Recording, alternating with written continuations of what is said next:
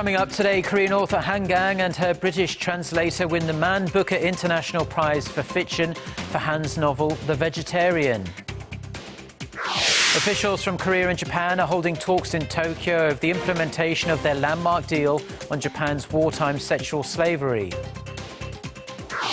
Plus, disgruntled owners of Nissan vehicles caught up in the emissions cheating scandal prepared to launch a class action lawsuit against the Japanese auto giant. Stay tuned for these stories and more.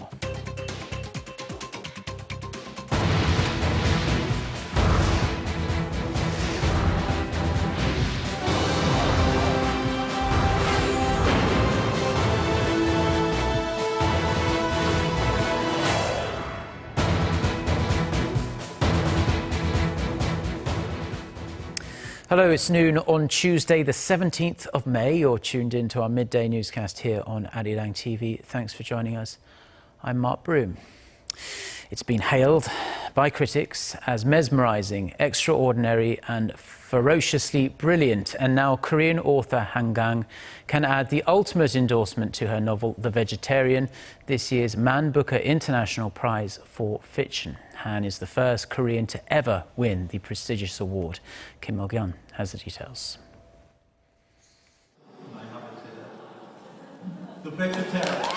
Korean novelist Han Kang and her translator Deborah Smith won the 2016 Man Booker International Prize for Han's novel The Vegetarian at a ceremony in London on Monday. The Vegetarian, which tells the story of a woman who wants to reject human brutality and stops eating meat, was one of 155 books submitted for this year's prize. Han beat world-renowned writers including Nobel laureate Orhan Pamuk and international bestseller Elena Ferrante. Han and Smith, who only began studying Korean 7 years ago, will share the $72,000 prize money. Through her book, Han said she wanted to raise questions and share her thoughts about being human. When I was writing The Vegetarian, I wanted to question about being human. And I wanted to describe a woman who desperately didn't want to belong to human race any longer and desperately wanted to reject being human who commit such violence. Smith says the book has something for everyone, regardless of where they are from. It deserves a wider audience. Also that it has the potential to reach that wider audience. It has universal appeal. The Man Booker Prize, which has been around for more than 40 years, is considered one of the world's most distinguished literature prizes. Local experts expect the win to motivate Korean novelists to reach out to foreign readers and give a boost to the local publishing scene. Kim Mok-yeon, Arirang News. Now, President Park Geun-hye says Korea will strive to keep the country innovative. In a congratulatory speech at the Asian Leadership Conference on Tuesday morning, the president said innovation is a critical tool for survival in a world with such an unstable economy. She added Seoul is adapting to this environment through its creative economy drive and three-year economic development plan. In line with that development plan, President Park said she will advocate for projects that support tax exemptions and deregulation to boost artificial intelligence and the bio industry. The conference that runs until Wednesday aims to find possible solutions for pressing issues in Asia. South Korea and Japan are meeting for working-level talks in Tokyo today on the follow-up measures for their landmark wartime sexual slavery settlement reached late last year. For more on what's expected to be on the agenda, Gwon-swa reports. Talks between South Korea and Japan on the so-called comfort women issue are not over, even though the two sides reached a landmark agreement on it in December. There's still the matter of compensation, 1 billion Japanese yen, or roughly $9 million that Japan promised as part of the deal. To iron out the details, officials from both countries, led by the South Korean Foreign Ministry's Director General for Northeast Asian Affairs Chung Byung-won and his Japanese counterpart Kimihiro Ishikane, are meeting for closed-door working-level talks in Tokyo on Tuesday. The two sides are expected to discuss the establishment of a foundation by the South Korean government, through which the Japanese government will compensate the remaining victims and the families of the deceased, among other issues of mutual interest. There are hopes the discussions will bear some fruit, as Seoul's foreign ministry said last week that a preparatory committee for the foundation could be launched as early as this month, and that the goal is to launch the foundation within the first half of the year. An estimated 200,000 women, most of them Korean, were forced into sexual slavery by Japanese soldiers during World War II. Of the 238 Koreans officially registered as comfort women, only 44 are alive today.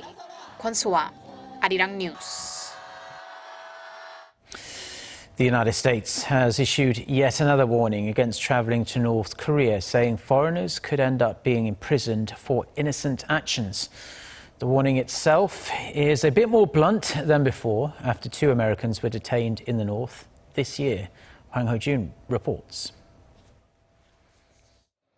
The U.S. State Department is telling citizens not to travel to North Korea, warning that they will be risking unduly harsh sentences for actions that may not necessarily be considered criminal in the United States.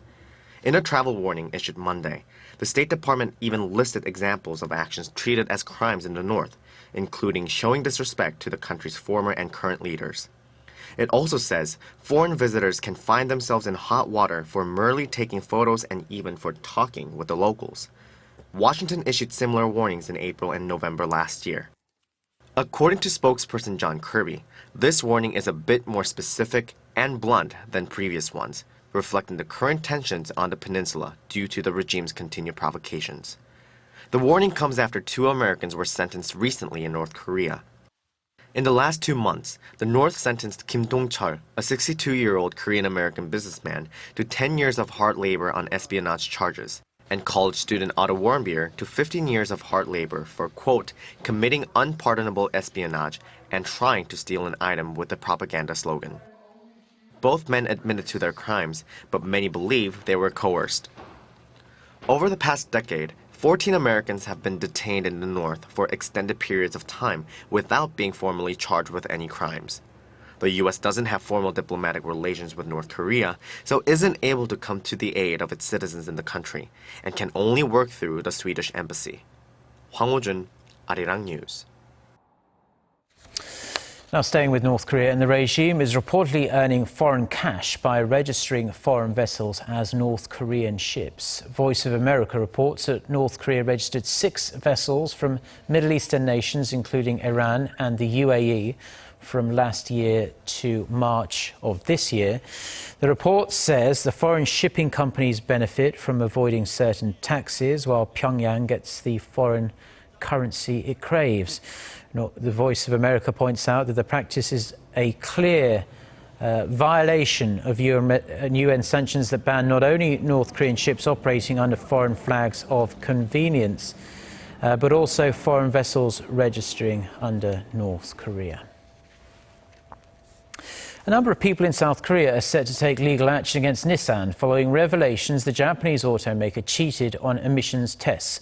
Nissan continues to deny any wrongdoing. Kim Min-ji has the details. Korean owners of the Nissan SUV caught up in an emissions cheating scandal are preparing to take legal action. According to Korean law firm Padon, local Nissan Qashqai owners will file a class action lawsuit against Nissan Korea, as well as local dealers.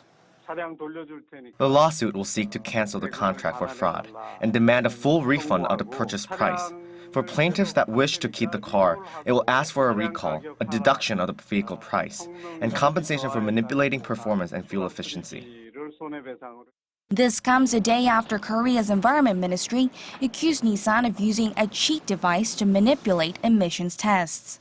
The ministry found that the Qashqai emitted over 20 times more nitrogenous compounds than the standard, while 19 other models tested discharged around 1 to 10 times the standard.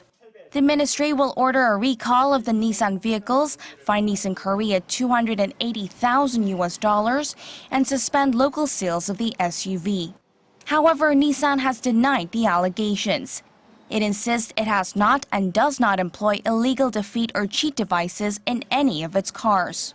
More than 800 Nissan Qashqai have been sold in Korea from November to last week, and experts say the scandal will likely negatively affect the Japanese automaker's image in the country. Kim Min-ji, Arirang News. The order backlog of Korea's so-called Big Three shipbuilders has plunged by over $22 billion over the past 2 years amid their restructuring efforts, according to a report by the Hana Institute of Finance. Combined orders of Hyundai Heavy Industries, Daewoo Shipbuilding and Marine Engineering and Samsung Heavy Industries came to about $96 billion as of the first quarter of this year. This is down 18.6% compared to the end of 2013. Daewoo has the largest order backlog of $36.8 billion. Hyundai's fell by the largest margin of 27.3% over the cited period. The shipbuilders extended losses attributed to excessive supply worldwide and low oil prices. A top official at the US Federal Reserve says the case for raising rates at the Fed's next meeting in June is pretty strong. He points to improvements in the labour market and the US economy. Oh Se-young has the details. Jeffrey Lacker, president of the Federal Reserve of Richmond, says a rate hike at the next month's Fed meeting may be on the cards. In an interview with the Washington Post, Lacker pointed out that despite concerns, inflation is moving toward the Fed's target of 2%, and the downside risks at the start of the year have dissipated. He noted that the labour market has improved, emphasising the recent wage inflation. While unemployment remained at 5% in April, average hourly wages rose by 2.5%. Lacker also expressed concern that by not raising rates, the Fed might be falling behind the curve as the economy strengthens. Investors believe that Fed will stand pat on rates at next month's meeting, citing the slowdown in the broader global economy and the recent turmoil in financial markets. Due to widespread uncertainties, the Fed has kept interest rates between 0.25% and 0.5% since December. Oh Se-young, Arirang News. Oil futures hit a 6-month high on Monday on worries about potential global supply shortages. On the New York Mercantile Exchange, West Texas Intermediate futures rose $1.51 or 3.3% to end at $47.72 after reaching a 6-month high of $47.85. Brent crude futures settled at just under $49 a barrel, up 2.4%. This comes amid worries about a potential global supply shortfall. According to Goldman Sachs, recent outages from producers such as Canada and Nigeria have brought the oil market from near full storage levels to a deficit much earlier than expected. Korea's largest ICT event, the World IT Show 2016, kicks off in Seoul today. Under the theme Connect Everything, more than 450 companies will take part this year to present their latest tech and tech-related products in the IT convergence sector. This includes everything from virtual reality, Internet of Things and smart cars to cloud computing, artificial intelligence and big data. The 4-day event is hosted by the Ministry of Science, ICT and Future Planning and is sponsored by the Ministry of Trade, Industry and Energy. Now, it seems like summer has started early here in Korea, with bright sunshine and very warm temperatures in store for the rest of the week. The entire country is under clear skies today, and we'll see the mercury rise to a very pleasant 27 degrees Celsius in Seoul. Southern cities of Daegu, Gwangju and Busan will range between 28 to 29 degrees Celsius. And we're going to see the temperatures in the upper 20s for the rest of the week as well, with plenty more sunshine in store.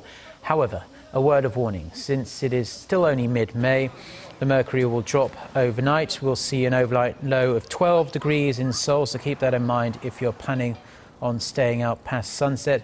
Also, unfortunately, the air quality really isn't that great across the central region, so take the necessary precautions if you have any breathing difficulties.